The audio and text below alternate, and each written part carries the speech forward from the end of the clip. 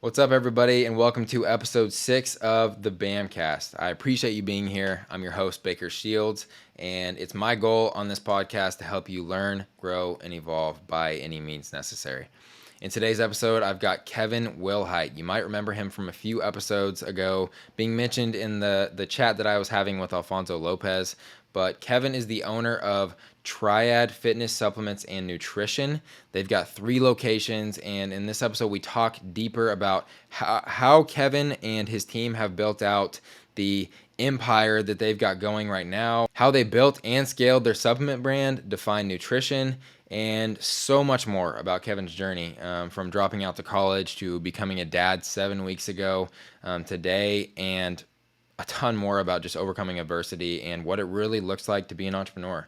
So I had an absolute blast. Kevin is the first guest that I've had on that I didn't truly know on a really personal level, much about his story and much about what he's kind of overcome. So it was really cool to me to get to do the research on him, get to ask him the questions that I wanted to ask, and selfishly just try and pull out as much value as I can possibly get from him. And hopefully you guys can see that on the episode. So without further ado, let's hop in.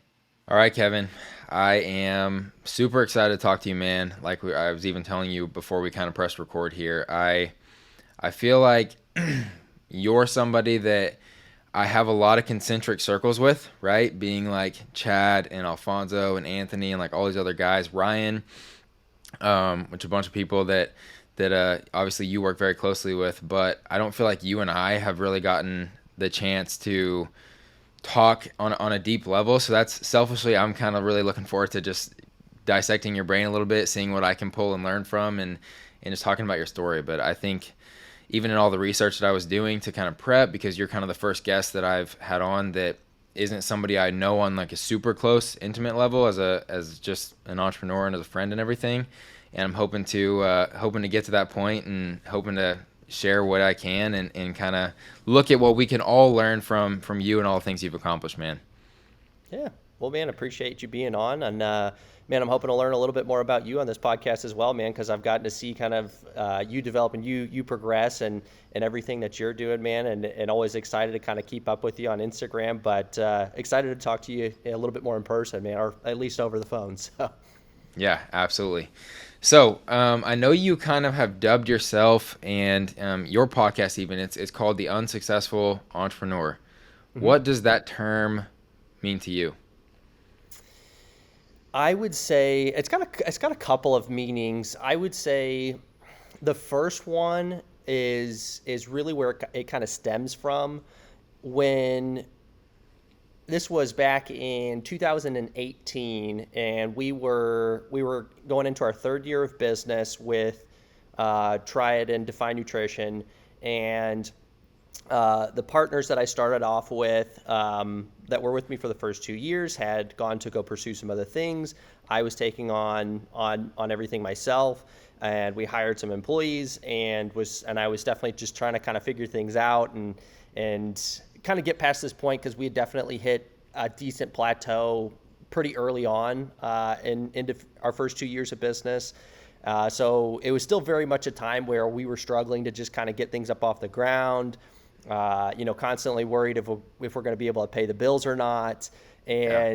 And I was listening to and watching a lot of other very successful people and how they got to the point that they're at now and trying to take advice from them. And I kept hearing a lot of them talk about, their struggle years and how they overcame certain obstacles and their mindset going through the whole thing. And maybe it was a little bit overly confident, but I was like, I know I'm going to make it one day. Like, I know we're going to make Yeah. it big. And I still don't know if I would say that today, but at the time, especially, it was like, we definitely have not. But I feel like I'm in those years that these successful people are talking about. I'm in these years where we're struggling and constantly dealing with problems, and the stories, like what I'm going through right now, will be crazy stories one day. So I decided Yeah. to kind of try and tell that story real time.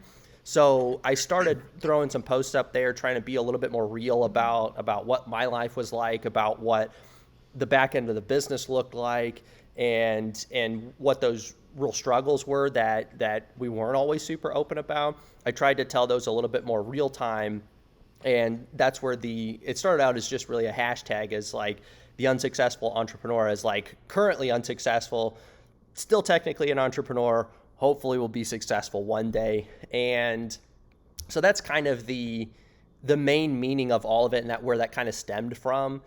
I think where we may change it up eventually, but where it's really still stuck is we still, I don't know if we'll ever get to a point where we really feel like, all right, we've made it.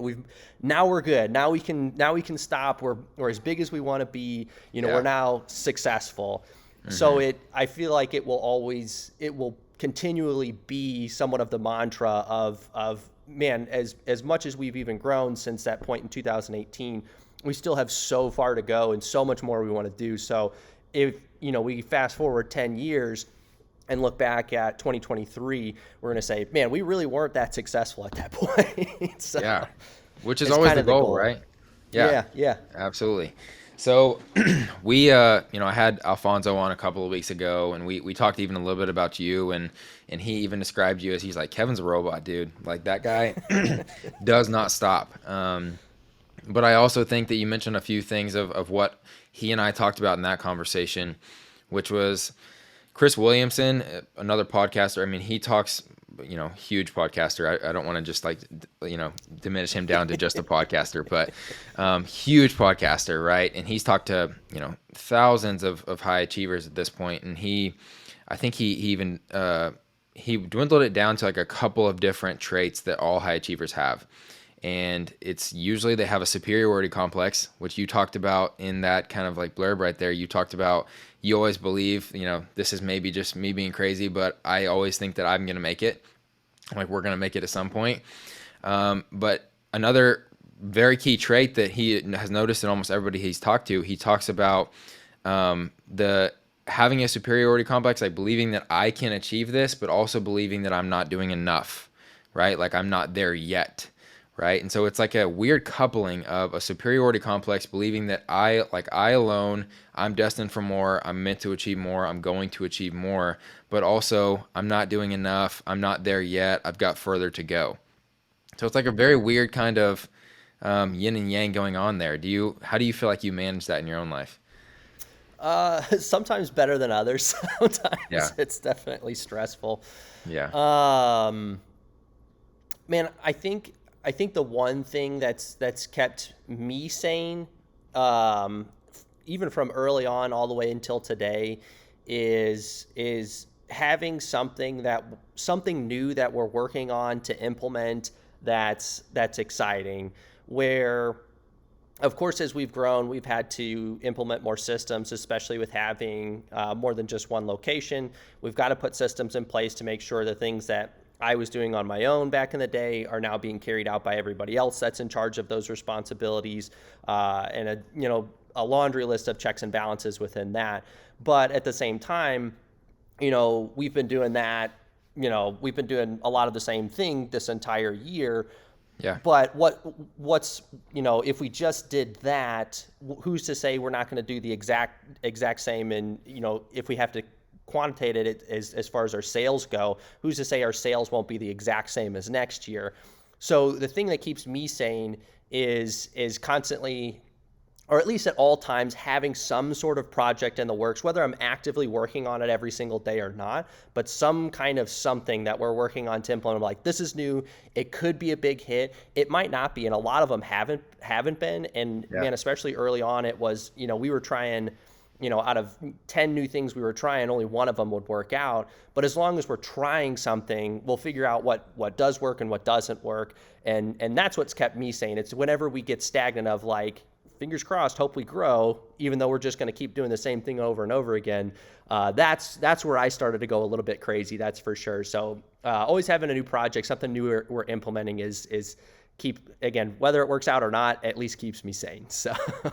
Okay. Yeah, no, I completely agree with that. And I even have, like I kind of mentioned, I like to throw in quotes here and there. And I usually like to do that towards the end, but what you just said perfectly encapsulates this quote. So I kind of want you to expand upon it. But one of the quotes that I wrote down specifically for you and all the research that I've done on you and your journey so far is, growth is not automatic. If you're going to grow, you got to grow on purpose. What does that mean to you? Yeah, I would say, man, that definitely goes right along with what I was talking about, man. Yeah, it's I can definitely say firsthand that even when we implemented everything that we thought would help us grow and continue to grow, um, it's it definitely, not a whole lot will happen if you just sit there and hope the things that you did once eventually pay off. As Absolutely. I, at least for us, our experience has been we always got to be trying to find something more to do, something new to do, something to improve on. So, yeah, man, I definitely would say it kind of goes along with, what is it, the Albert Einstein quote of the definition of insanity is Yeah, doing the same doing the same thing thing. Yep, twice and expecting a different result. That's kind of what that means to me, if you were to kind of sum it up a little bit.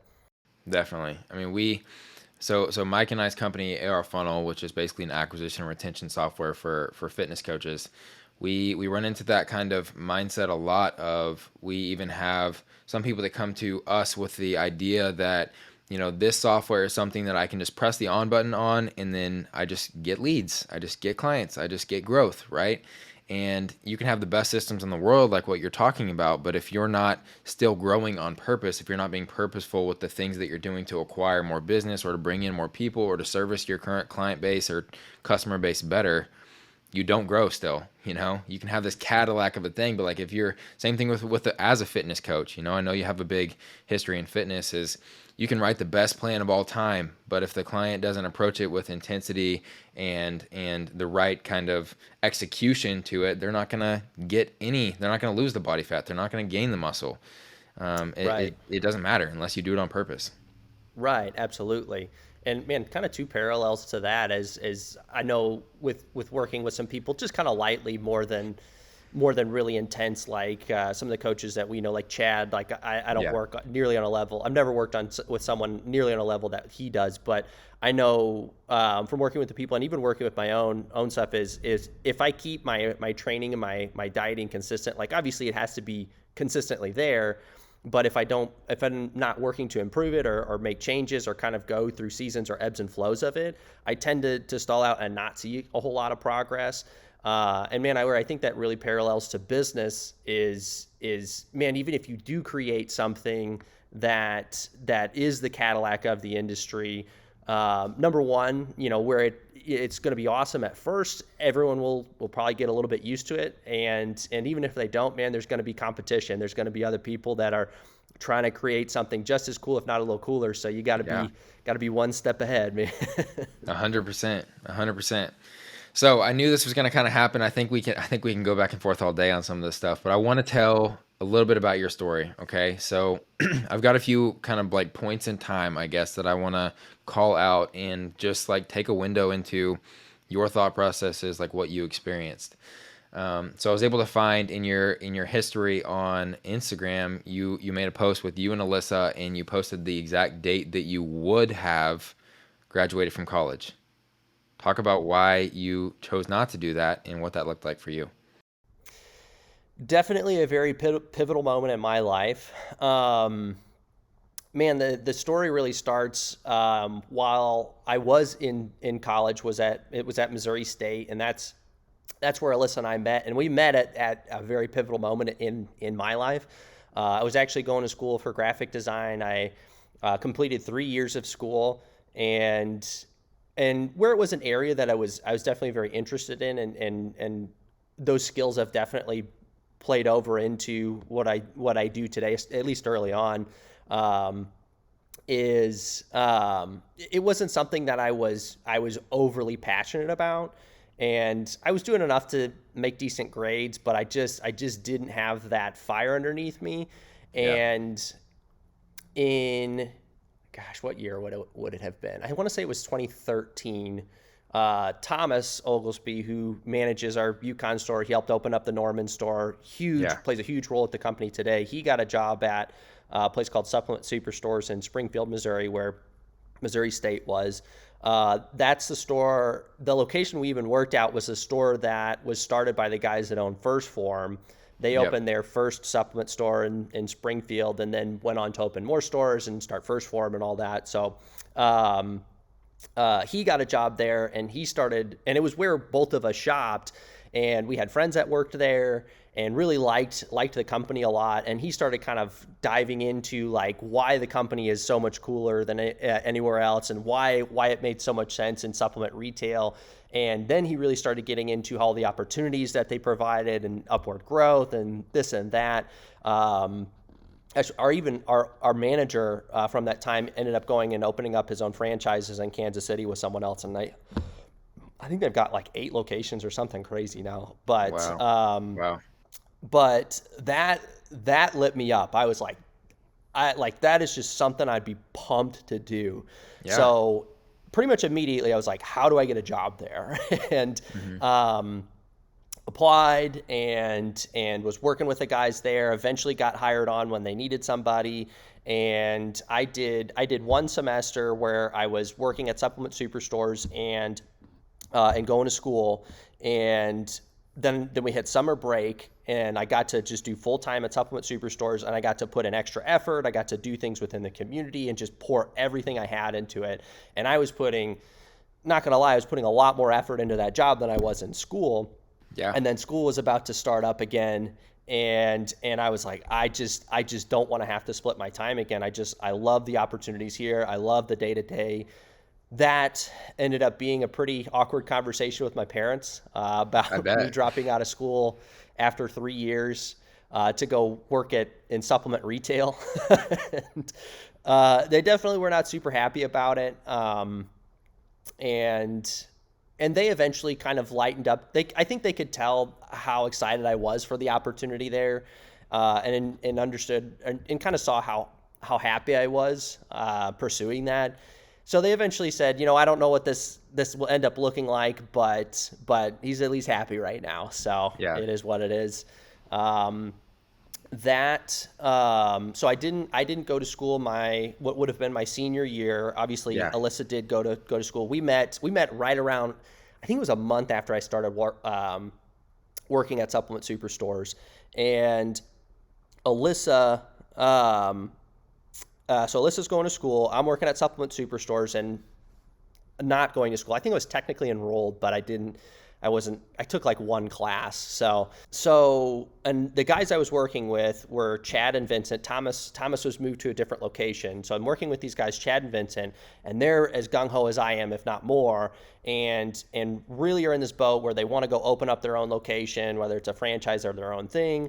They eventually kind of brought me into the project, and, they were looking at investors and loans and where to put it and this and that. And eventually we ended up landing on, hey, we're going to go open up our own thing. It's going to be, we want to do it in Oklahoma City. We're pre-approved for a loan, but we have to get, all the final approval for everything. So it's, this whole thing that's building and getting more momentum and becoming more and more real. And I can remember I was working in supplement superstores this day where one of the guys I was working with, Vincent, so it was Chad and Vincent, the guys I was working with were my original partners at Triad. Yep. And I was working, and I got a call from Vincent. It was either a call or a text from Vincent saying we were approved for the loan, and obviously pumped up about it and everything. And then later that day I got off work midway through the day and went to Alyssa's graduation with her mom and sister.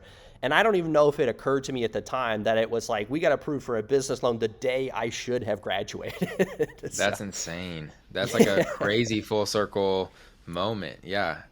Yeah. I didn't know that. That wasn't in that post that I had seen about it, but that is that's gotta feel like a sign, that you graduated, you were supposed to graduate college or school, right? But you actually ended up, graduating to this, hey, I have this opportunity to go, instead of pursue the rest of your life or your career kind of in the corporate world, I'm going to go pursue this dream that I have in the business world. Yeah, absolutely. And again, I don't even know it was such a crazy whirlwind of a day and such a crazy time that I don't even know if I realized that was the day I was supposed to graduate until like a year or two later. Wow. But needless to say, my parents started to really kind of see the vision there and what we wanted to do and how we wanted to build the company, and have definitely come around since. So I took a pretty different path than I think they were expecting. It made them a little Yeah. a little nervous, but they are unbelievably supportive today. That's awesome. That's great. Yeah, I've talked about it on a couple of the episodes, but my my problem was, like you talk about, you got decent grades, and you didn't have to try that hard for it. And so I was the same way.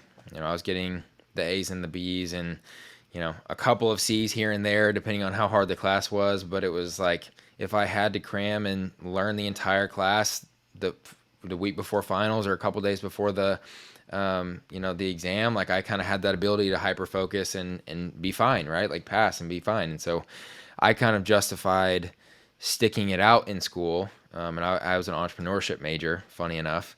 But I kind of justified sticking it out in school because I'm like, it's not that hard. I'm still doing my own businesses at a very small scale, albeit, but I'm still doing all of this, and it seems to be working out. And I met my wife in college as well. So I kind of always, I had somebody the other day, I was telling about it, and like, I don't really think it was probably worth the investment. And they were like, didn't you meet Kinsey there? And I was like, yeah, I guess that was like the main thing that kind of came out of that, Kinsey and some good friendships. And they were You like, did get well, your degree, right?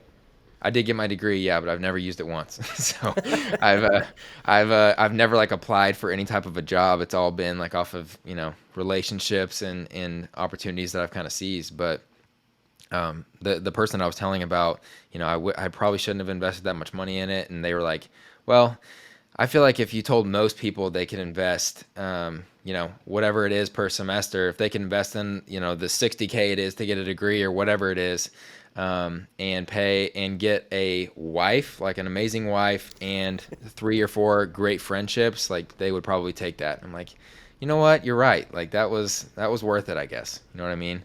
That was the biggest thing for me, because I have, 3 years of school paid for, but not even a degree. But it put me on a path where I got to be around like-minded people, and it introduced me to that opportunity in the first place, where if I wouldn't have gone to school, man, I might still be hanging out with my friends that I went to high school with, just screwing around and working some hourly job, man. Same, man, same. Yeah, I grew up in very small town Oklahoma, so that was kind of like the path. Like you went to, a company and a factory that was like local, or you went to college. Like those were the two paths. And I feel the exact same way. So I know you mentioned OKC. You guys were looking at different markets and everything. I got to ask, like, why did you land on OKC specifically for Triad? Yeah. Man, it was actually our bank that kind of pushed us in this direction in the first place. Really? So, yeah. And they had you got to remember, when we started, we were in our early 20s, all 3 of us. So it was a little less knowledgeable than we all are today. Again, they're doing other things and other really cool things. But we started because we knew we wanted to go open up our own thing, but we were working at supplement superstores, and they just absolutely dominate in the Missouri area, in Springfield, St. Louis, Kansas City, Columbia now, and they're growing like crazy. So we didn't really want to have to compete with that, and we wanted to keep a good relationship with those guys as well, which has proved to be very beneficial, at least for us. Yeah, that makes sense. So we're in this boat where we got to get out of town, but we really can kind of go anywhere. So we pulled out this map. It was like a grade school map, and started just looking at cities. This was in the back of Supplement Superstores, the very first one, actually. Sitting in the back there, looking and just like pointing out cities. And we're like starting kind of in the area in some smaller towns. And then it was like, well, what about some of these bigger towns? And then we got crazy with it. And we're like, well, like, why are we limiting ourselves? Why not look at some cities on the West Coast and the East Coast? So what we tried to do, because we were in the process of working with our bank to get this loan, right, is they knew we were going to have to move, but we didn't have an idea on exactly where we wanted to go at the time. So we decided to pull 3 different cities and give them and do some research on it, and then kind of let them see what they were up for, because they might not be up for anywhere that we were wanting to go. So we looked at Oklahoma City, obviously, was one. Denver was another one, and Miami was the other one. and us Wow. all being all being, and again, we're trying not to put ourselves in a box. We want to get a For big sure. range. And of course, being young 20-year-olds, we all were like, let's go to Miami, man. That'd be Yeah, dope. yeah. That sounds fun. We could have some opportunities there. Yeah. uh, for a few different reasons, I'm glad we didn't do that, man. I Yeah. think I think the biggest thing that the bank saw was because we did all this research on all these different cities, was, hey guys, the one city that doesn't seem overly saturated with supplement stores is Oklahoma City. Because like Denver and Miami, we were able to list all these different stores that were there, and of course, like, we're young and ambitious, and we're like, well, we could take them out, like, we could go up against them and this and that. And it's like, well, like, why do that if you don't have to? Absolutely. Yeah. And I think they knew a decent about Oklahoma City for whatever reason as well. And gosh, at the time, the statistics were, I think it was roughly 2,000 people a month were moving to Oklahoma City. They knew about how much it was growing and how many opportunities were there, and they were very big on, hey guys, like, let's look more into Oklahoma City. So we decided, sure, we'll look into that. I had never been to Oklahoma City at that point, and we're like, let's just make a trip. So we scheduled with a commercial real estate agent to kind of check out some spots, have him show us around a little bit, and we ended up meeting with a guy named Nick Gray, who's still a close friend with us, or of mine at least. And he grew up in Oklahoma City, so he's able to kind of show us the area, the development, how things had progressed over the years, and show us some spaces as well. And we pretty much fell in love right off the bat, man. Just the overall feel of it. For those that don't know, we moved into kind of the Quail Springs area, which is a very new area that's constantly being developed, constantly new stuff popping up over there. So it was really exciting to be part of something that seemed like it was blowing up. And definitely very happy that we didn't have to go up against some very seasoned veterans in the supplement retail space, because, man, it's hard enough to just get it up off the ground when you don't have a ton of competition. Yeah. No, 100%. Absolutely. I think, we'll talk about kind of the community that you guys have built, but it seems like you guys went into, and I know you kind of mentioned like your initial partners, you guys, it seems like, went into this venture or this project very relationship minded. Like, it takes a lot to be like, we are all located in this area, but out of respect for the people that, we've learned from, that we're currently working with, that we've built these relationships with, we're going to find somewhere that doesn't necessarily, take the competition aspect out of it, that doesn't cannibalize any of their sales, right? Their territories, their, local relationships that they've built. And I know from my perspective, whenever I was talking to, whenever I was launching my brand, Revive Gummies, that I did for a good year and a half, 2 years. Yeah, sold them in our stores, anytime, man. do what? Sold them in our stores. I know. You guys were the first location, actually. Heck yeah. But anytime I talked to anybody like around you guys, everybody always ask, like, who else is selling this, right? And I always mention Triad and Kevin, and they'd be like, Kevin's a great guy. Okay, cool, yeah. Like, they would always say something positive about you, your competitors.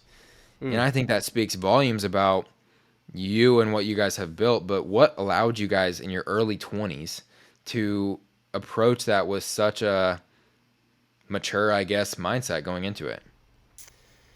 Man, the two partners that I started off with, and Thomas, who's been involved a lot even from the beginning, obviously, I think all had a very mature mindset. So it definitely made it easier for me to jump in with that mindset as well.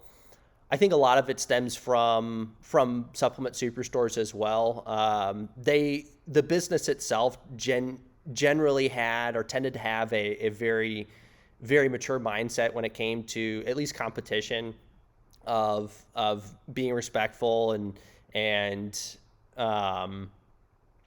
think that a lot of it stems from, I think we realized too, watching some other places, whether it was even in our industry or not, but watching some other places kind of badmouth or use dirty tactics against their competition, and it only made them look bad, to be honest, man. Like, For sure. when, if I'd walk into a place and, again, not even supplement retail, but like walk into somewhere and, and they have bad things to say about their competition, it's like, man, it only makes me think a little bit less of this business, Yeah.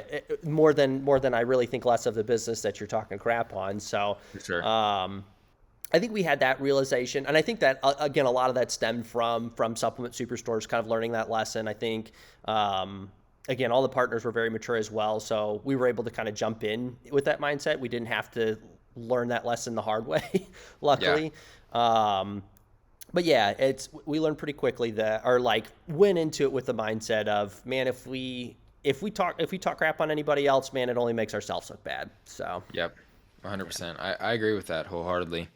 With you guys getting here, okay, I want to kind of like on the storyline or on the timeline, like you guys got to OKC, like what happens next? Realize that we didn't know nearly as much as we thought we knew. Yeah, I imagine.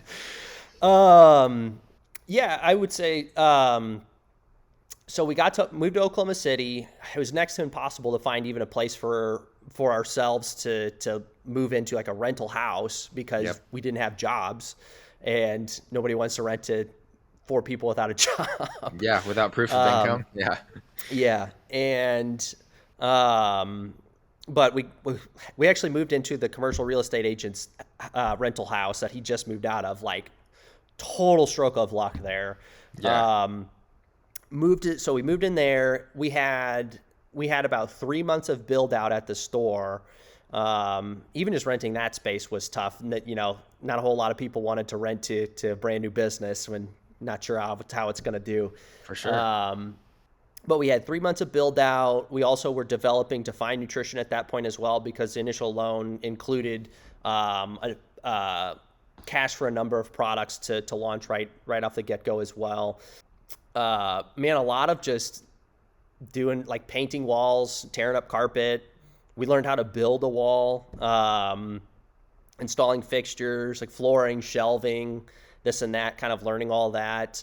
Starting to get out in the community a little bit, starting to hit some events and just kind of get to know people, because when we moved here, I think it was the commercial real estate agent that was the only person we knew.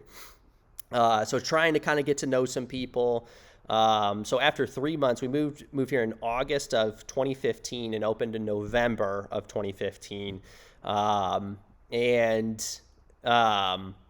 Man, with getting going, it definitely was a rude awakening we saw some people our first day, but we definitely quickly ran into, man, we got to be open every day. And, if we met, 20 people and convinced them to come into the stores, and we see 20 people our first day, who are we going to see the next day? Yeah. That's a whole other 20 people. Yeah. So yeah, it was, man, we had full days where we were open 12 hours, and the only people that walked in the door were people delivering packages or checking if we had mail. Like not a single customer for 12 hours, which was rough. And that quickly turned into, okay, the old saying, if you build it, they will come, didn't work out for us. Nope, we built doesn't work for anybody. Yeah. Nope. But we started realizing, man, maybe there's more to this than we realized. But there are certain things that we know how to do to try and bring people in. And one big one was just going to gyms and setting up a table and letting people try free stuff. Like, here's some free pre-workout, here's some free protein, just try these out. And great way to just meet people, let them try stuff that we sell in store, and hopefully they come by and visit us and shop with us and support us and help keep our doors open, right? For sure. That's how I met Alfonso, actually. He did that at Kaizen, and that's where I met him. Heck yeah, man. That's awesome, dude. We planned on doing that. We quickly realized, man, we've got no customers, not a whole lot of money, but we got a lot of time to be able to do that. So that quickly turned into, man, we were averaging over one sample event a day. And we did that for, Man, probably about 2 years. We were Wow. doing a sample event every single day because that was kind of Wow. it didn't cost us any money. Very thankful to all the gyms and people that let us come out and For pass free sure. stuff Yeah. out. So like Chad letting us come out to Kaizen and pass out free stuff is like unbelievably helpful to us. Yeah. So we always try and make it obviously low pressure and just let people just try things and, make it a cool event for that gym itself. For sure. But yeah, we just, that was the one thing we knew how to do. So we did that as much as we possibly could, man. Yeah. And I've been there, right? Like I've been not in the retail space, but in e-com.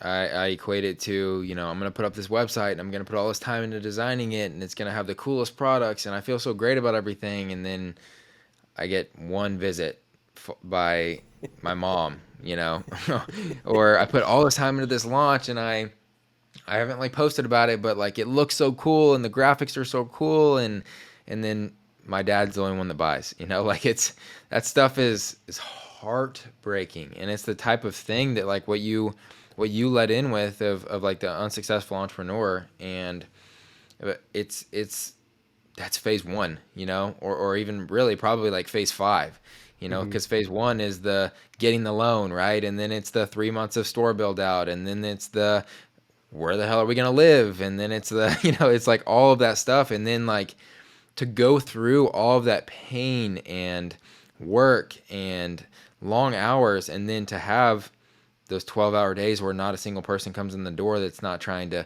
sell you something, deliver something, or take something. Like it's not it can be demoralizing, right? And it's part of what makes what we do as entrepreneurs so fulfilling, but also what makes it so hard to do for most people to stick with. And I'm not trying to insinuate that this is what happened with your partners, but with you being in the startup phase, with it being so tough and so stressful for everybody, what happened, whenever two of the three people, just leaving yourself, exit a company in such an early stage, what was the fallout from that as far as like what you had to all of a sudden pick up? Yeah. Man, I would say there was definitely, some things I definitely had to learn. And I got really lucky that the partners, like I'm still good friends with both of those guys, Yeah. that they were very patient with leaving and letting us transition because we were all working second jobs at the time. Yeah. We didn't have any employees. There were, certain financial aspects that we had to kind of get figured out. A lot of things for me to learn. Like we had, one of the, like I was, I had my set of responsibilities. Mine were a lot of graphics. I dealt with a lot of the inventory. We had another partner that was doing a lot of the finances. We had another partner that was doing a lot of online and technical stuff. So I had to learn all of those things. Yeah. So honestly, genuinely, like huge shout out to my original partners because they stuck around for about 6 months working the store without any pay just to make sure they left in a position where we could succeed. That's incredible. Yeah, it was, man, again, very, very close friends. And definitely not the easiest thing to part ways, man. And definitely not even easy to be in a partnership in the first place. That definitely is something that not be understated, man. When you're so bought in and your partners are just as bought in as you are, man, it's tough to not be overly emotional about some of the decisions being made. Yeah. So definitely very lucky to and be where we are today. But yeah, we got to kind of a point where it's when that was going down and when the transition was finally happening. I think I was more excited than I was nervous. There were definitely some things that I just had to kind of like I could be taught as much as they could teach me, but I just kind of had to do it and fuck it up a little bit. Sorry if we I don't know if I'm allowed to cuss or not. You're allowed to cuss. You can say whatever you want. But I kind of had to screw some things up a little bit and just figure it out and learn. And today, I definitely, obviously, hope that I have a handle on all the stuff that they used to do, or at least somebody here does. Yeah. But the biggest thing was I was excited to kind of be on my own because we were at this point where, we had been open for 2 years.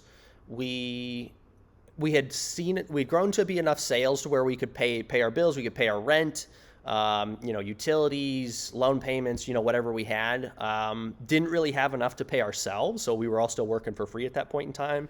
Yeah. And our second year, we didn't see a whole lot of growth compared to our first year, so that was definitely quite a bit of a gut punch. And so we're all trying to kind of figure out why that is and how we get past this plateau that we've hit.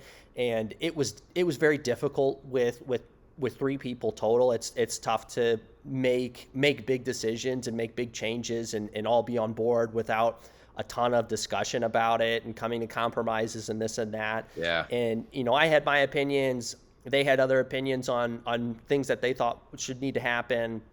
And, ultimately when they decided to go pursue other things, it gave me the opportunity to kind of implement some stuff that I wanted to see put in place, but they weren't super keen on. So that was, I would say, the biggest thing that I was excited about is like, I finally get to put some ideas that I have towards this company and see how they go. And they were big ideas, and I understand why they thought it was risky. I think I was in this boat of like, man, like, I'd rather at least try those and fail than sit here and either just quit or wait until it just slowly dies. For sure. So we got really lucky on some of those decisions. What were some of those ideas? Man, big thing was, I'd say the 2 biggest things that we implemented. One, we started doing t-shirts that year. And I have that written down. So I was hoping that was one of them. Okay. Sorry. Continue. You're good, man. So we placed a big order of t-shirts, and we were doing shirts from time to time, but they were like, you had to pay for them. And we were doing a lot of times like a charity shirt where it's, $10-15 and the profits go to, this organization, this charity. But we really went all out on what we call customer appreciation shirts. And we still do some orders of those today because we genuinely appreciate the people that come into our doors and just wanted to show that and hook them up with the shirts. Like, you don't have to buy a shirt. Like, let's just hook you up. Like, man, you're spending $60. Like, I can hook you up with a shirt that costs us $10. Yep. So we bought, I think it was 500 shirts, which was a decent amount, especially at that time. Mm-hmm. So we kind of went all out on that. We made them last as long as possible and kind of slowly passed those out to people that we really appreciated.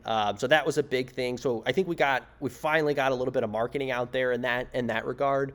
That year we also launched our first challenge as well. We did. It used to be called the Oxidate Challenge. Today it's called the Define Yourself Challenge. We actually still do that. We're about to launch another one when we get to January. It was all centered around a new product that we had developed. It was kind of a reformulation to a product we had previously, but it was kind of grouped together, and it's called the Oxidate. It includes a Define Thermo and Define Sleeper, which are 2 products we used to have, but we reformulated those and we grouped them all into one, so that the idea is that they're supposed to be taken together. It's more of a weight loss product. Got it. We got to the point where we ran out of inventory on those, and it was iffy on if we had enough to reorder those or not.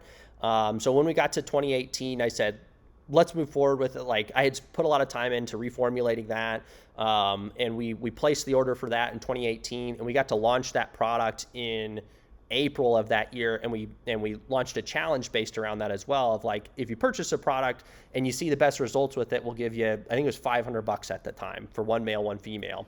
Mm-hmm. And that took off like crazy. That was a huge success, and so we've done it multiple times since. But those are probably the 2 biggest things that we implemented when we got to 2018 was the Oxidate product with the challenge and the t-shirts. That's awesome. So that kind of, that's a perfect segue into what I had written down next, which this is something that I have always thought was genius about you guys. And now knowing the backstory behind it, I think it's even cooler is the t-shirts, right? Like for those of you guys that aren't local to Oklahoma, or I guess the OKC, Yukon, Edmond, Norman area, you can't walk into a gym in Oklahoma without seeing one of these t-shirts that we're talking about, a Triad t-shirt. And it's because you guys have done like, I know you said that the challenge is huge, but I guarantee you if there was a way for us to trace back acquisition and attribution to your t-shirts, right, and the views and everything that that's had in the real world, I guarantee you that has been such a huge driver of business for you guys, because I'll never forget the first time I walked in and they were like, have you shopped in here before? And I'm like, no. And so, like, just for placing my first order in the store, I just got a t-shirt. And I've probably got like 5 or 6 of them in my closet right now, you know? And it's so genius because it's what you call a loss leader in the business world, Mhm. right? Like, it's something that, people can come in and buy a t-shirt if they want, but they're coming into a supplement store to shop for supplements most of the time. But if they walk out wearing a walking advertisement for you guys, right? And they're in the health and fitness space and they're wearing that to the gym because it's associated with the gym and with health and with fitness. Now all of a sudden you've created just this network of advertisement, of views, of community, because if somebody else walks out and they see somebody with a Triad shirt on, what do they automatically have in common? Something to talk about, right? The place that they Right. shop for supplements. And so I have always thought that was such a smart move on you guys' part, and I've tried to carry that into each business that I've been involved in or started since, is like, what can I do that is going to add that layer of community, and what can I do that's going to be something that I might not necessarily make money or might even cause me to lose money on the first sale or first interaction, but that gets me a customer for life and gets me more customers. So I just want to give you your flowers on that because I think it is a genius marketing initiative. So to be honest, man, pretty much anything we've implemented has never been my original idea. It's always taken from this business. It's sometimes not even in our industry, but like Yeah, it's I mean, it's a classic saying of there's never any original idea. So yeah, I don't want to be the one to take credit for that. There was a different version of what we do now, but we did do a decent amount of that at supplement superstores as well. that's awesome. It was the buying into that it was worth it in the first place was was definitely tough, because those 500 shirts can be expensive, man. That's for Yeah, sure. yeah, it's a And I couple think grand. Right. And I think, man, you touched on it really, really well too. Is the one thing that gave us the confidence in the first place is like, is getting t-shirts where we're at right now, like saturating the gyms to the point that they are now has been tens of thousands of shirts and Yep. over the course of the last 5 years, which is a lot of money and definitely something that we wouldn't have committed to in the first place. No, So we yeah, looked at it more as like, this is something to just show our appreciation and make someone feel like they're part of the Dorito gang, as yeah, we coined a few years ago. yeah, Actually came from like someone's like 3-year-old son that thought the triangle looked like a like Dorito. Dorito. Yeah, So, but yeah, it was, man, let's just try and make this customer a more loyal supporter, and that's the only goal. And if we get some advertising from it, then that's awesome. And then the more we can double down on that and continue to push that, the more we can saturate the market with that and use it as actual marketing. But it's the appreciation that helped us take that leap in the first place. yeah.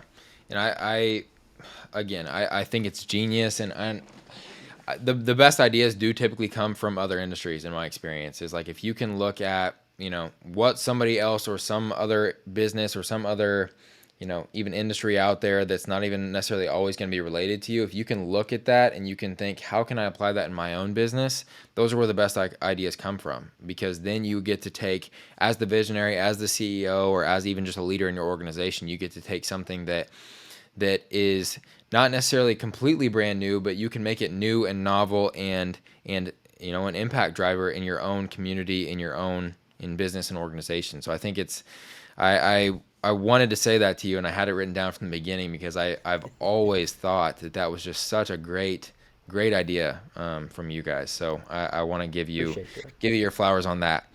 Appreciate I it. know with you talking about like the period of time where both those guys, they slowly exited, which is fantastic that they took the time to do that. I've been in partnerships that have gone sour. I've been in partnerships where I mean, not that it went sour, but the Revive gummies thing, that was an example of a partnership that didn't end up working out. And although I thought the company had a ton of potential and we had so much momentum and everything, it was just two different visions, and I ultimately at the end of the day didn't have didn't have the power to continue it on my own, at least in the way that it would have needed to be continued to continue to have wings and kind of take off. But it's awesome that they let out with that. But you get to that point, right, where it's all of a sudden it's you. And I remember reading on your Instagram where you talked about you kind of started to look introspectively and think like, these guys are out now. Like, is this my cue? Is this a sign that I should be out too? Is this a sign that I'm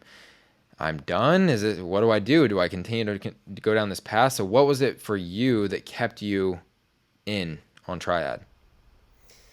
Man, I think kind of going back to the reason I was excited to take over on my own, it was those ideas and those projects I wanted to see. I think I would have regretted it forever if I would have bailed at the same time. And I probably shouldn't use that, because I that's not how I would describe the previous partners leaving. But if I would have left at the same time, I would have always wondered if those ideas that I had, if they would have worked out or not. Yeah. And it would have killed me to have to leave without at least trying them. I think that was the biggest thing, is I just had to know. Mm-hmm. No, that's part of it, of being a creative, and also it's the sunk cost fallacy too. Like that was what was so hard about with me for Revive, was like, I have to live the rest of my life now thinking about how much we accomplished in such a short period of time, and where we all were, and like we still get DMs to this day, and people are like, where can I buy you? Like, I can't find it online anymore. I can't find it in my store that I was shopping at. And I'm like, it breaks my heart every time, because I never will know what that could have been, and now I'm seeing creatine gummies pop up left and right, and I'm like, that could have been us, like they're capitalizing on some customers that we could have had. And so I can resonate with that for sure. And I know I saw another post, and I even like screenshotted the caption because I thought it was so powerful. But it was basically a selfie, and it looked like you had an emotional kind of like weekend, and you talked about it was just you at this point as far as leadership, and you had a couple of employees by the sound of it, and you had one employee. You were planning to get your first weekend off in a while, and you had one employee call in sick, so you ended up filling in for them. And then the other employee called in sick for the next day. So your weekend off, after running yourself ragged for so long, turned into 2 full 12-hour days. And talk about that as an entrepreneur, like the silent stuff that people don't really get to see and hear about. Yeah, it was. Gosh, I can't even remember who the first. I think the first one was Zach Yunker that used to work with us. Yep, it was Zach. That was getting sick, and the second one was Alfonso. And I don't know if Alfonso. I love Alfonso to death. Obviously, still great friends with him. He just had a knack for his timing, at least on that. Was just because the weekend off was essentially I think it was just a crazy week where, I had all my regular back end responsibilities that take up a certain amount of hours, and that doesn't even include working the store, taking customers, keeping it clean, restocking, all of those tasks. So I'm covering for another employee for a lot of that week. So a lot of my back end stuff is getting pushed off. And so my weekend off was supposed to be me catching up on all of that and doing stuff like placing orders that has to happen for us to continue to operate. Right. And so I think it was Sunday. I finally had Sunday off. I went to a coffee shop because I was like, I need to be in my own space. I just need to focus. I'm going to knock out as much of this as I possibly can. I'm going to get done at least what I have to get done. And then like, as soon as I sit down, I either got a text or a call from Alfonso saying that, hey man, I don't feel so well, man. Can you come work for me? And I'm just being like, dude, I'm never going to get to even reorder products. We're going to run out of stuff because I'm just constantly working. So it was getting home that evening and still having essentially a week's worth of back end work. And that I hadn't even started, and it being like 8:00 at night and just feeling like just totally wiped out. Huge shout out to my wife, Alyssa, who now works at the company and handles all our inventory and actually keeps us organized, which is, I don't know how she does it with 3 stores. I could barely do it with 1, but she jumped in, helped out as much as she could, took as many tasks as she could. I'm pretty sure she's the one that ended up placing orders that evening. We stayed up until 2, 3 in the morning, got everything that had to be done, made a plan for how to accomplish the rest of it, moving into the rest of the week. But yeah, that was, as far as a feeling of being overwhelmed, I think that was about the peak for me. That's the most overwhelmed I've ever felt. So, but it's so, and I've got some stuff written down about Alyssa too. And she's fantastic, by the way. Like every time we worked with her with Revive, she was always so just on it and just like a machine. But it's so refreshing to me. And I think, I've kind of like silently admired you from afar, and I know I've commented on a bunch of your stuff and everything, but it's so refreshing to me to see those things actually put on social media and talked about from a fellow entrepreneur, because I think as entrepreneurs, and I'm definitely guilty of this as well, I think a lot of what we do is because we have that superiority complex, because we have a little bit of like self-belief, but also kind of like, can I actually do this crazy thing that's in my head? Like it's easy for us to kind of only promote the highlight reel of what we're accomplishing, what is going right, the things that are happening good for us. And so whenever I see you post things like that, I wanted to give you your flowers on this too, is like, it makes me, in particular, and I know other people as well, it makes me feel not alone in that regard, because I've had those weeks, and I've had a few of those weeks recently, right? We're still in the startup phase for what Mike and I are trying to do, and it's real easy to constantly justify, like, the only reason that I stopped working at this point is for Kinsey, is to hang out with Kinsey, right, and be there with her. That's my wife's name. And it's, I've told her before of like, she's like, what are you gonna do, like, while I'm gone, or if I've got a trip, or while I'm going to visit my parents? And I'm like, I'm gonna work. Like I only stop like whenever I know that I want to be like that husband that she deserves, quite frankly. And so it's so refreshing to me though to just see that there's other people that feel that I'm not alone in my suffering, right? Because as an entrepreneur, we have that specific complex of, for some reason, putting ourselves in those situations, and where we can. A couple of people are down for the week. Like we've got 4 or 5 people in our company, I think actually like 6 now. But if 2 people are down on my team, guess what? Baker's workday goes from 10 or 12 hours to 16 or 18. And, I'm the one that's doing all the client fulfillment, all the client management. Mm-hmm. So what enables you, I guess, to share more of that side of things and be the unsuccessful entrepreneur publicly? And why did you start doing that?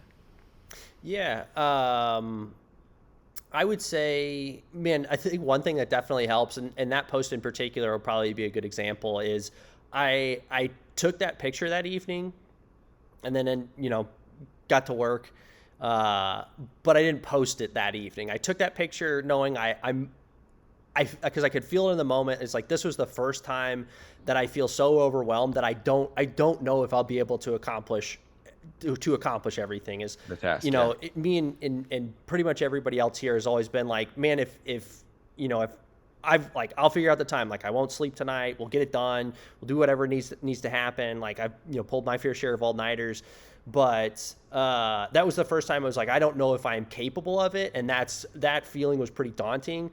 And that's when I kind of recognized, I was like, this is the first time I've really felt like this. So I took that picture, but I didn't commit to posting it until a week or 2 later, until I was like, at least let me get through this before I throw this extra stress of being vulnerable. Like, hey guys, I hope I make it through the night. Yeah, exactly. Hope the business is still around tomorrow. Hope I get all my stuff done. But I think that's one thing that's helped me a lot is still posting, trying to post more real time, but just a week or 2 after things happen, give me a little time to at least get through that hard situation, and come to terms with it, and get to the point where I can be a little bit more vulnerable about it. Yeah. How do you feel like it's been since Alyssa came in, right? And started working more on the inside of the business with you. How do you guys manage that relationship? Because I can tell that you lean on her a lot, right? Personally, and it seems like you guys have a fantastic kind of like give and take in your relationship. And I know, I'm 6 months married now, as of this Yeah. past Congrats, by the weekend. way, And so man. thank you. I appreciate it. How do you guys balance the working relationship and then the actual relationship? Yeah, it definitely is a lot of gray area to it. That's for sure. One, I've got a lot of trust in her, and that a lot of that stems from her just helping out in her free time because she was, in the first 3 years of business, she was working another full time job, and Yeah. especially when the partners left, she would help out on nights and weekends sometimes, and um, there was one particular time where I gave her about 2 days worth of stuff on my to-do list and just said, hey, whatever you can get done, awesome. Just go for it. I've got to do my own thing. And she knocked all of that out in about an hour. Yep. And it did it all probably better than I could have. And that's what definitely gave me a lot of trust and started talking to her about potentially coming to work full time. Yeah. But yeah, so that trust was definitely big in the first place. And two, it's definitely constant work. Like it's never something that just gets. It's sometimes easier than other times, but it still definitely takes constant work to keep a good mindset towards the whole thing, because at the end of the day, it is one big company, and decisions have to be made, and it's not possible for one person to make all the decisions, and I know that, and I have to pass those along sometimes. But sometimes if there are, different opinions or different decisions that need to be made, someone needs to step in and make certain calls. And that person usually ends up being me. I rarely have to do that. That one can sometimes be tough. Yeah. Because she can have a very strong opinion about something, and I can definitely be on the other side of the coin about that. But I think there's a mutual respect. I think there's usually an understanding of sometimes there's been a lot of times where she knows better than I do, and I will go into it knowing, hey, I really think we should go a different direction with this, but you know what? Like I'm going to let her make the decision here. But I think she also has a decent amount of respect going in the opposite direction of I think at the end of the day, like someone's got to make the call, and I guess I don't know really where it comes from, but I know I get a decent amount of respect from her when I do have to kind of step in and make decisions. So, but yeah, it's not something that's ever gotten to the point where it's like, okay, we're good now, but it does take constant work. For sure. How do you guys manage the start and stop of the working relationship versus like you guys' actual relationship and being, parents now and being married and all of that? Like that's something I've always been interested in is, if how do you mark that time of like whenever we get home, right? Because I know you probably work at home, just like I do. And whenever you get home, is there like a certain time of night? Like where do you guys set those boundaries, or do you set them? You just kind of do both and have a balance there. I'd say there's very very few boundaries. It's funny. The first week where she came on and was working full time at the stores. When we got home, I still had things I wanted to talk about that were work related. And she respectfully told me, hey, I'd rather not talk about work now that we're home. Yeah. I said, fair enough. You could tell her excitement built after about a week or two because I was being very strict about not talking about work at home. And then she started bringing up stuff that different projects she was excited about. Yeah. And I was like, wait a second. I thought we weren't supposed to talk about work when we got home. Yeah. Which is and awesome. From that point on, I think it's because it's overall it is a project that we are both excited to work on and build and grow, and so there is a lot of gray area, and both of our responsibilities are neither of us are on shift. We don't clock in or clock out. It's taking care of responsibilities, especially with the baby now. It's taking care of responsibilities when we get the time or as things arise or things happen. It's a lot of answering questions, working with people that are working. So her probably even more than myself, but she's pretty much constantly on call with people asking her questions. I don't know how many she gets a day. There are a few times that I know at least I've done, and I think she's done as well, of, hey, I think I'm just kind of tapped out. I think I just need a little time to not think about work. If we've got a second, could we go the rest of the night and just turn a movie on or just talk about something else? And that's pretty rare. Again, because I think we both enjoy what we do quite a bit. Is we're excited to talk about it when we get home, especially because we don't always work together. Like today, we're both at the warehouse, but we're not always in the same place every day. Where I'm sometimes bouncing around to different stores.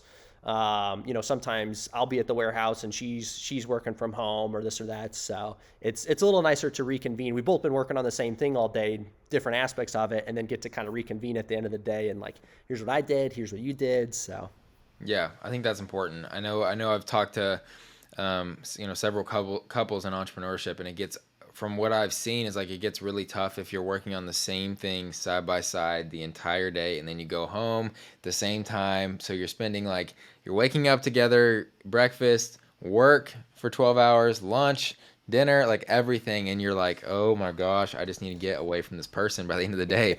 And so it seems like you guys are doing a great job of whenever you do have your own tasks and everything, it essentially becomes pretty normal to the average situation of, like, you guys kind of get to reconvene and talk about your days at the end of the day, and your days just happen to be both on the same mission, on the same company, just different aspects of it, which I think is super cool. definitely helps us out a lot. If we were working on the same thing all day long, it would be a whole other challenge for us. That's for sure. I bet so. We kind of hit on it a little bit earlier, and I know you talked about your initial loan even had this built in, which I had no idea that it started that early. But talk about your brand, define your supplement line. Talk about what was the vision behind that, and talk about where that has kind of scaled to today. Yeah, man, there's been ebbs and flows to that whole company itself, man. The reason we first launched it was Triad was the vision first. The store was the vision first, and we got to the point where we were bringing in other brands and other products, and we found out there's a little bit more red tape to the industry than we realized. You can't just bring in anything. Not everybody even does wholesale. Or there's different exclusivities, this or that. So we didn't have as much access to good quality products as we hoped we would. And even some of them that we did, it wasn't exactly what we wanted to see. Like, it was like, well, it's good for this, but it would be better if it had this in it, or if this was changed. And even sometimes when things were really, really good, you'd watch them change over the years. Like, their formula would change, and it would be good at one point and then not so good at another point. And it just was really a feeling of like, man, I don't know if we could provide the best service and try it if we don't have that type of brand in the store, which is where Define Nutrition was born. Is it will always be exactly what we would want to recommend to certain customers when they come in. Now, when we're working with, especially like pre-workouts will be a good example. If everybody likes a little bit different pre-workout. And we know our pre-workout won't necessarily be perfect for everybody that walks in the door, but the certain type of person that's looking for that certain type of pre-workout, we have the utmost confidence that that's going to work for them the way that we want it to. So that's where that brand really kind of got going, and where we actually increased the amount we were applying for on our loan to cover those products. And when we first launched, we got to do, I think it was 11 different SKUs if you include all the flavors. So it was like 6 different products, including the flavors. It was 11 SKUs. So it was a lot right off the bat. We didn't make enough to reorder a lot of those. And we ended up switching up manufacturing. Minimums went up to increase the quality, increase a handful of aspects as far as that goes. So we had to actually scale back quite a bit.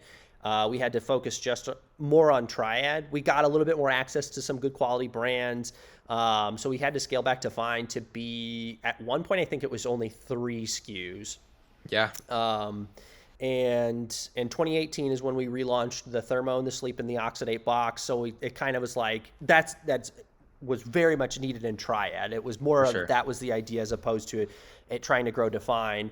And then in 2019, we released a pre-workout, and that's what kind of spurred the trying to grow Define as its own company and build a little bit more there. We launched an ambassador program shortly after that.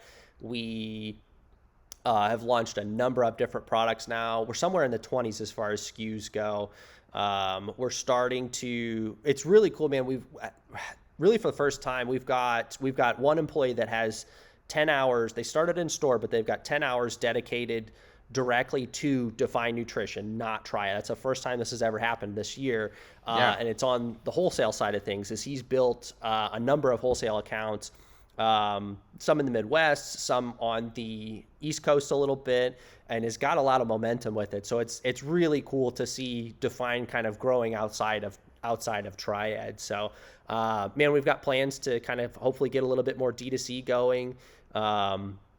But yeah, man, I know that's something you have experience with is trying to get online sales going is as a whole beast in itself, man. And it's not something that we've felt like we've had the manpower to even accomplish while on top of trying to keep Triad going. So it's not something that we jumped into lightly, man.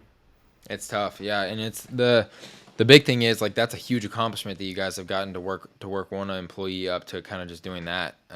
Because it really is about getting out there in the supplement space. From what I learned just doing Revive was the supplement space specifically, like it's about how the more hands you shake, the more deals you make. You know what I mean? Like you got to get out there, you got to get samples in people's hands. Honestly, a lot of stores in the industry, they don't want to hear you out. They don't want another product. And so you've got to, I would do things like I'd call and call and call. And if nobody's answering me or stuff, like sometimes it would be getting in there, finding kind of like who the champion employee would be, right? And making best friends with that person, sitting there while they tell me their life story for a few hours, and I kind of like bond with this guy, and like get to really build an actual relationship at the core, right, of the person who's doing the day-to-day.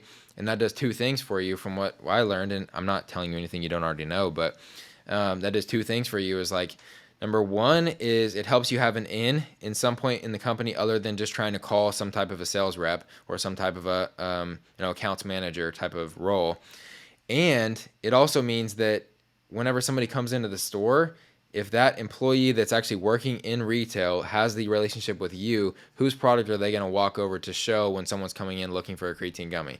They're going to go 100%. show them mine because they like me, right? Not because necessarily like, obviously you want to have a great product, but a lot of times that doesn't even matter, like that's like they want to help the relationships that they have in place. And so it is a tedious, very, very tough thing to do. But you guys one thing I'll say about you guys is I never once like walked into Triad and felt like I was getting like pushed or force fed defined products, like that might get mentioned if I'm looking for a specific thing, but it's not like that's your goal is like you guys have a supplement space with a bunch of backup products and then define.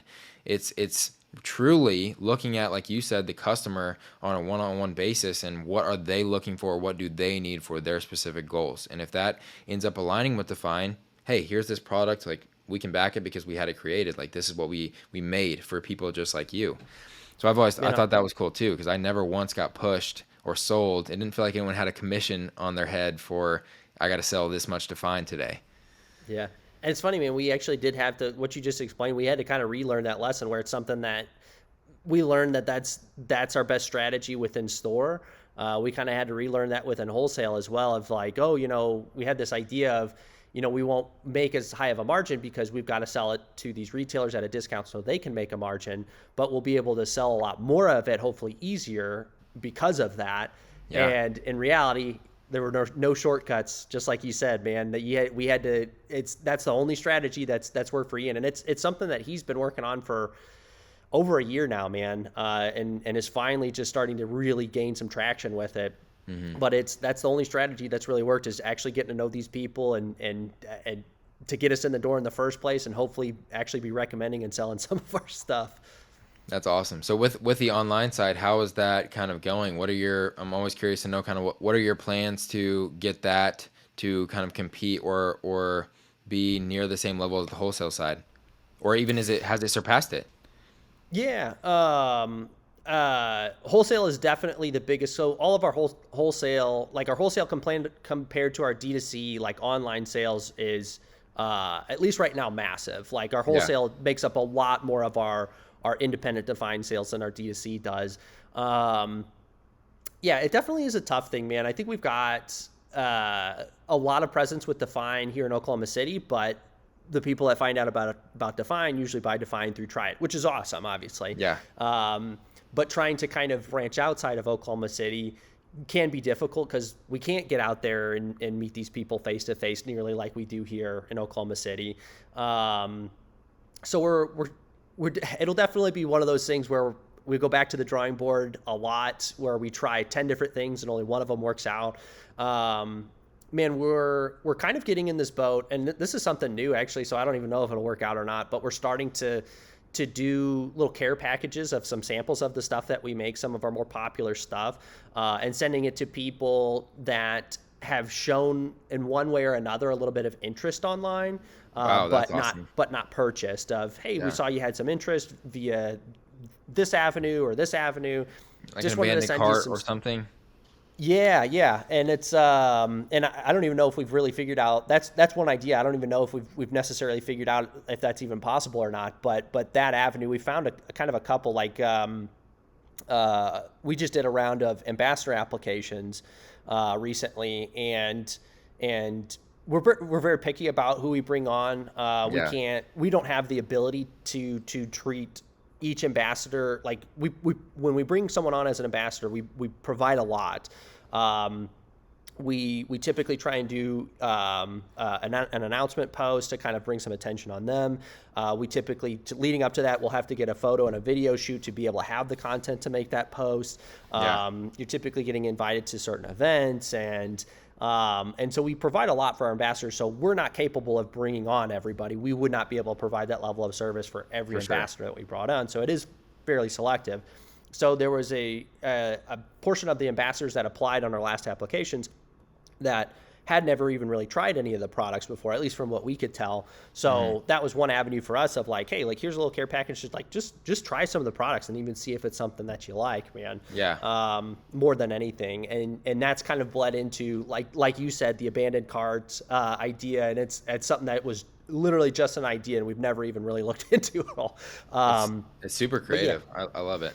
Yeah, but that's just kind of some early ideas on that, man. It's I'm sure we're gonna have to do a lot of trial and error within that department to kind of get that thing rolling. But yeah, that's it's exciting. Again, like I said before, man, it's exciting to have different ideas and different projects to implement to see if they work or not. So That's awesome. Well, I know we've talked a little bit about Alyssa. We've talked a little bit about your personal life. Something very recent and new that has changed in your personal life is becoming a dad. I'm curious, from somebody who that's probably, in the realm of very near possibilities in the, next couple of years, is what does that look like from an entrepreneur's perspective for you? Like, have you had to slow down entrepreneur? Like walk me through becoming a dad, what that's been like for you. So Riley, our daughter, was Yep. born. Tomorrow it will be 7 weeks. So I'm still very much learning myself. Yeah, I imagine so. And we're in a phase. I've heard the first 3 months is definitely very different from after 3 months, that things start to kind of get a little bit more manageable, that they become a little bit more of a person, where right now she's still very much an infant. Yeah. So yeah, I don't know if I have a ton of wisdom to give, but the thing that I know, I went into it pretty hard-headed or pretty stubborn of, I still want to accomplish everything that I would normally accomplish and still want to be there. I still want to be a father. I wouldn't have committed to it or jumped into it or been willing to get into it if I didn't know I could give it my all as far as a father goes. And Yeah. I'm still figuring out how to do that myself. So, but flexibility has been the biggest thing for me so far, at least through this stage, is learning that I'm not going to be as schedule oriented as I'm used to being. I'm not going to accomplish things as diligently as I have in the past. Sometimes I'm going to wake up a little earlier than I'm expecting to, and I'm going to have to help feed the baby, and then I'm going to, and then things are going to get hectic, and I'm not going to get to do my morning routine. Speaking of, And just saw Alyssa, and if you guys are watching on YouTube, you just saw Alyssa and little Riley. um, but yeah, it's learning that, and luckily I'm in a spot where a lot of my responsibilities are in this realm of like I've got a lot of flexibility on when I can accomplish those, and Yeah. I got really good at accomplishing those when I was going to be the most efficient about it. Hmm. But learning that things aren't going to go according to plan right now, and just still Yeah. doing my best to get them all done throughout the day. So. Do you feel an extra, like, what is that like, that moment where you realize that now the risks and everything that you're taking, like the stuff, the long hours you're subjecting yourself to, the things that you're kind of going through, do you feel like that extra weight of, like, I've got to do this now, like I've got to like make all of this happen because she is also depending on me? That's honestly something that I've been kind of looking forward to, and man, one person I really look up to in that realm of things is actually Sean Vasquez with Pride Foods. Is Yeah, I he's a watched great one. him launch his company probably, I think it was right after his daughter was born, Yep. and his mentality towards his company was just different. It was his way of providing for his daughter, and Hmm. that was really interesting to me because I had, like, my motivation was very different from that going into it, and I always thought, starting a family would only take away from my day to day and being able my effort towards the business itself, and seeing that was really motivating. Of like, you can have a family and be even more motivated to just kill it in business. Yeah. So that was definitely really cool. I was excited for that aspect. I don't know that has fully set in yet, and then I would say that's probably because she still is very much an infant, and uh, we're not feeding her actual food yet. We're not having Yeah. to Yeah. buy. She wears onesies that we got for at the baby shower. So it's Yeah. it's it's not an ongoing thing. I will say, uh, I get a little bit more nervous about things that could potentially hurt our business, and that started to feel a little bit more personal. Of like, hey, it's not Yeah. just my income you're messing with anymore, and it's Yeah. not just the employee's income you're messing with anymore. It's like, this is Riley's income, and Yeah, this is and my baby girl now. yeah, Like, the company's my baby, but I got a real baby now that I got to feed. right. But yeah, I That's would say awesome. not fully set in yet, but I'm excited for that aspect, and I don't know how I'll really feel about it when that time starts to develop a little bit more. But yeah, Sean is one that I've always looked at, and admired a lot in that regard. That's something I feel like a lot of people look up to him for. And I mean, perfect example. He actually just texted me back right before we got on here, but I had asked him to hop on an episode a couple weeks ago, and his answer was very blunt and straight to the point. He's like, "Hey, gotta wait till the missus has a day off. I'm watching the kids." And I'm Yeah. like, well, do you know when that might? He's like, nope, but I'll text you. And I kind of just took that as like, maybe I'll hear back from him, maybe I won't. But he just texted me. He's like, hey, let me schedule out a time. I think I've got a few dates in mind. And so, he is somebody that I think, if you text him after a certain time of night, he's in family mode. He's not going to text you back till the next day, right? Hmm. Until he's in front of his computer and like he's ready to work and like all of his family is in order and where they need to be. Hmm. And so I definitely, I know what you mean. Like, I hope that I'm a father like him, and I know it's in my control, but I hope I'm a father like him that is to a certain point, where I can do those things and afford to do those things, but also, shows up like I want to show up, and is able to not necessarily be as in the grind phase of the business anymore, where I can be more in like enjoying being a father, enjoying raising my kids. And so I know what you mean with Sean. He's Yeah. an awesome guy. He's a family man, that's for sure. He'll be an awesome one on the podcast. We Yeah. had to go through the same thing ourselves of scheduling with not just him, but his wife Jess as well, to make sure Yep. that, not only he was free, but she could watch the kids. And we eventually made it happen. It was super worth it, man. He'll be an Yeah. awesome guest. Yeah. I'm really excited to have him on as well.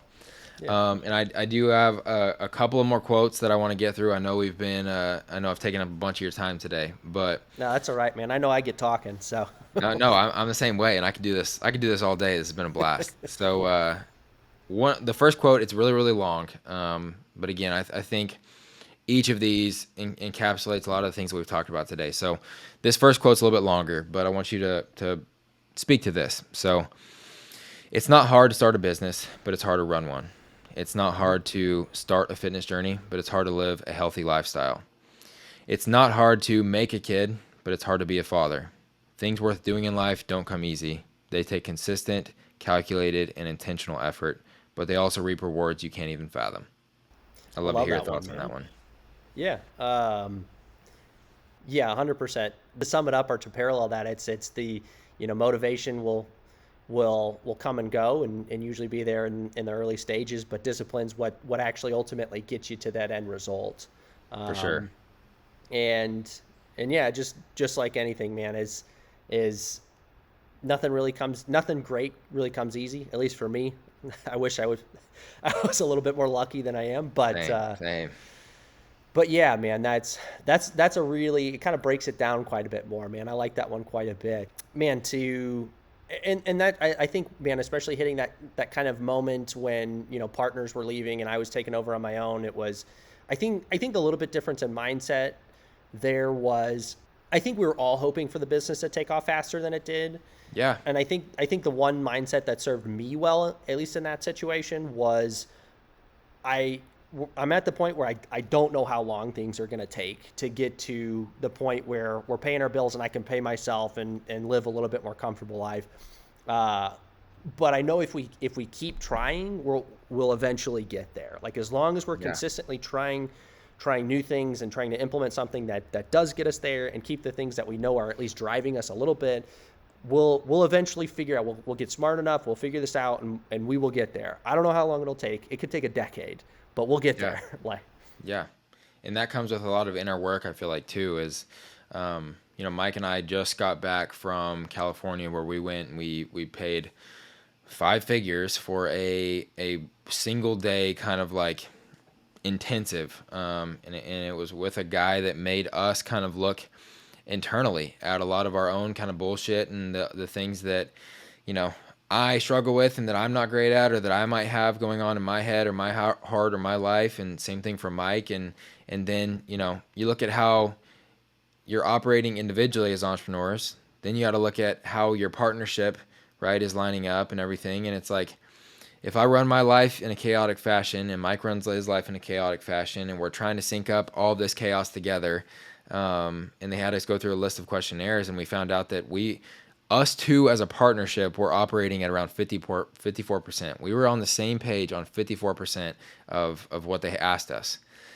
And so they basically framed it and like made us look at, like, if you two are operating at 54% and you've got this team of people depending on you and looking to you for leadership, what do you think that the company is operating on? I can guarantee you it's not 54%, right? Because you guys are passing your bullshit to each other, and then all that combined bullshit's getting passed down to everybody else, right? And it's like, if you are clear on the vision, which it sounds like you were, and especially whenever it just came down to you and your decisions, if you're clear on the vision, the vision itself, and I know that's one of the things that Alfonso talked about being so attracted to you for was your vision. But if you're clear on the vision and you're clear on what you're trying to accomplish with this company and where you see it going, that gives everyone else that attracts more people to come help you and to build with you. But it also gives everyone something that they're building towards. And so if you just are kind of showing up today with aimlessly and there's a lot of chaos going on and there's not much plans and you're not tracking a bunch of stuff and you're just kind of like hoping and praying that everybody does their part, you're gonna be operating at that 54% mark like we have been. Yeah. That's it is. I feel like that's my job primarily consists of just making sure everybody's on the same page these Yeah. days, man. And a lot of times it's me just making sure I'm on the same page as everybody else, or making sure other people are have enough information to be on the same page as me, man. That responsibility is not to be understated. No, not at all. All right, last kind of quote for you. Every once in a while, you get the chance to prove you are who the fuck you say you are. And if you don't take advantage when that opportunity arises, you're not. I dig it. I feel like at least the first part of that quote made me think less about small opportunities, but what you do when nobody else is watching. That at least my way of proving who I want people to think I am is almost always done when I'm working alone and nobody else is watching, or in moments that are extremely stressful and usually drawn out, and how am I handling those? That's my way of proving to people that I am who I say I am. Yeah, and it's one of the biggest qualities I think that you can't, like, you have the power to craft in yourself as a leader is you have, like, there's a lot of people out there that want to be this thing, right? Whether it's they want to be fit, but whenever they get the opportunity to do what fit people do, they don't do that, right? Or they want to be a successful entrepreneur, but when they get the opportunity to put in the long hours or see something or risk it all for this one opportunity that might catapult them there, they don't do it, you know? And the same thing, you can substitute that situation out for anything. But if you truly want to be what you say you want to be, you want to become who you say you want to become, you have to be seizing those opportunities when they come by, because every time you don't, we call it casting a vote for that other version of yourself, right? The previous version of yourself, the non-successful, version of who you're trying to become. Like, you're casting that vote, actively casting a vote to be that lesser version of you. Yeah, absolutely, man. I mean, kind of going back to the motivation versus discipline, it's like, dude, everybody's motivated to work out sometimes, but everybody's motivated to do something for their business sometimes. It's when nobody else is watching and you're not motivated to do anything, and you've got tasks that you really hate doing, is like, that just are going to be part of it sometimes. You're not going to absolutely love every single aspect of it. Are you going to do those, or are you going to let those fall on the wayside and affect your business negatively? For sure. All right, man. What is next for you, for Triad, for Define? Yeah, man, obviously the fitness industry is seasonal. We do our best every single year to make it less seasonal, in the sense that we do our best to make sure that people getting in shape and staying in shape are more consistent year round about it. I think nobody would argue that would be a really good thing for everybody's health and in the world. But at the end of the day, people tend to be a portion of people that are more motivated in the beginning of the year as opposed to the end of the year. For sure. So regardless of what we've been able to do so far, we typically are busier in January than we are in December. And so, man, really just kind of gearing up for January. Usually that's where, especially some of our newer stores, if we're going to see growth, we see big jumps in January, and then it kind of sets the tone for the rest of the year. So we usually wait until January before we really kind of make a whole lot of plans for the rest of the year. I know I get the question a lot of, man, are you guys opening up a fourth location? Eventually we will. Eventually, one day we 100% will. Whether it's this year or not, I don't know. We've got a lot of potential with our Yukon and our Norman store, which are our newer stores relative to the one that's been around since 2015. Yep. And they've got room to grow. They haven't had the years of experience. They haven't had the years to grow to be what that store is. So the biggest thing for me is let's see if our last year's worth of work is going to pay off and show us growth in January, and then depending on what that looks like, then we can kind of plan out the rest of our year on what that kind of looks like. Will we be financially in a spot where we can go open up another location? How much will we have to dedicate to new defined products? So nothing specific planned so far, man. I think kind of along the same theme that I was talking about earlier is we will grow. We'll launch tons of new defined products. We'll open up tons of new stores. But in the immediate future, I don't know. We're going to be patient with it, man. We're going to grow with what we got and make sure that we can, we'll make sure that we're not getting ahead of ourselves or getting too impatient. So, and making poor decisions. So we'll, I love it. Yeah, New Year will tell us a lot. I know you guys, and just to kind of illustrate the exponential growth curve that you guys have been on, it took you, if I'm not mistaken, it took you 3 years to open your second location, right? And then since then, it's been 2 more locations and a warehouse, which is where you're at right now, right? So it was 5 years of just the first location. So our second location opened up 5 years after, or roughly 5 years after our first location. And then our third location was about 2 years after that. So the gap in time is shortening, which is nice. Yeah. And so the newest location opened up just over a year ago today. Yep. And our warehouse, we haven't even been, so that's where I'm at right now. And you mentioned earlier, Alyssa walking around with the baby earlier. It is kind of the one nice thing is we can bring the baby to work and, hang out at the warehouse.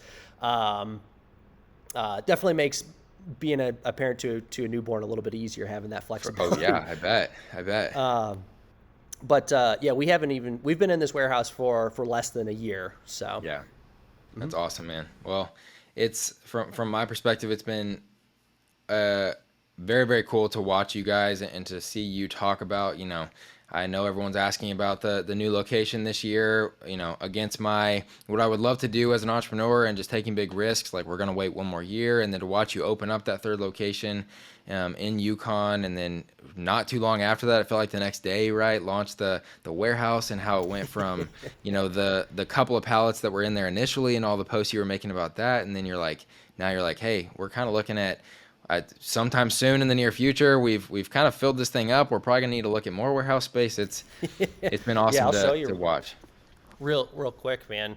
Sorry, I didn't mean to cut you off, but yeah, no, you're good. We've got more stuff on the way too, man. And it's obviously not the biggest of warehouse spaces, but yeah, we've filled it up more than or faster than I was expecting. That's for sure. Yes, which is awesome. It's been so cool to see. The last kind of question that I ask everybody that I have on as a guest is, what are you, Kevin Wilhite, going to accomplish by any means necessary? To try and get a little bit more specific with it will be to have a, not just a warehouse space, but a headquarters one day that is 30 times bigger than the space that we're in right now, with a badass gym in it, with whole like cafeteria, offices, and the biggest aspect of that vision is to have some badass offices on either side of me that are filled by people that are here with us today, man. It's very much a team effort. It's very much a lot of people have dedicated a lot to this company and sacrificed a lot to be here and to help it grow. And those are the people that when we do make it big, I want them to be right there with us. So that's so sick, man. I have no doubts that you'll do it. It's going to be my pleasure to kind of watch. And I also want to mention, because they'd be mad at me if I didn't, but whenever I actually sent you guys' sale that you ran this past weekend, I sent it to my sister-in-law. She's in college over at OU. And so Marissa is her name. She texted and she was like, oh my gosh, like I'm going to be coming back for Christmas, like the day before that. Can they just move it up? Like, and she kind of jokingly said, she kind of jokingly said, "I wonder if anyone knows the owner." And my wife, we was in a group chat with the three of us, and my wife was like, "Baker probably does. He knows everybody." And I was like, "I actually have a podcast episode scheduled with him next week." And my sister-in-law, as a college chick, she thought it was the coolest thing ever. She was like, "No way! Can you introduce me? That's so cool." So I say all that just to kind of embarrass her a little bit, but also to illustrate, man, like the stuff that you guys are doing, the community that you're creating, like all that you have been working for. I know you call yourself the unsuccessful entrepreneur, but it sure looks like success to me. So I want to give you, you, Thomas, Ryan, like the whole team, Anthony, everybody that I've met and has been amazing. And I'm sure the ones that I haven't met and haven't gotten to build relationships with yet are awesome as well. And so you're doing it, man. You're well on your way to your vision. And I've had an absolute blast today just getting to talk to you. Well, dude, thank you for all the compliments, man. That obviously that really makes my day, especially coming from someone like you. That man, you get it, man. You're doing your thing and killing it in a number of different areas, man.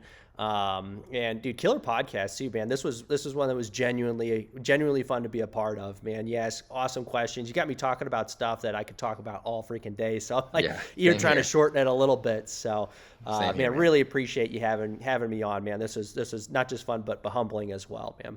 Of course. We'll have to have you on again soon. Appreciate that, man. If you made it this far, I just want to say thank you for listening to the entire episode, and I hope you enjoyed this chat with Kevin as much as I did.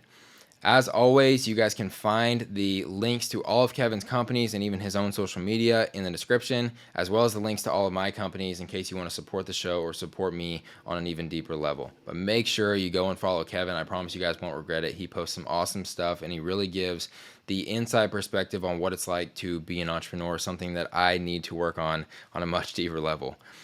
As always, if you guys want to share the show, that is the only way that it's going to grow. So if you got something out of this episode, share it with a friend. Send them kind of what to look for, what to listen to. Even if it's just a timestamp in the episode, that would mean a ton to me. And if they even don't find something to resonate with in this episode, hopefully they can find one in another or some of the future stuff that I'm going to be putting out. I've got a huge slate of really exciting guests that's coming up that I'm recording over the next few weeks, so be on the lookout for more episodes. And the only way that you're not going to miss that is if you subscribe on YouTube or follow the show on any type of audio platform such as Apple Podcasts or Spotify. Thank you guys so much for all the support so far. I've really enjoyed this project, and I hope you guys continue to enjoy it as well. Without further ado, I'll see you guys in the next episode.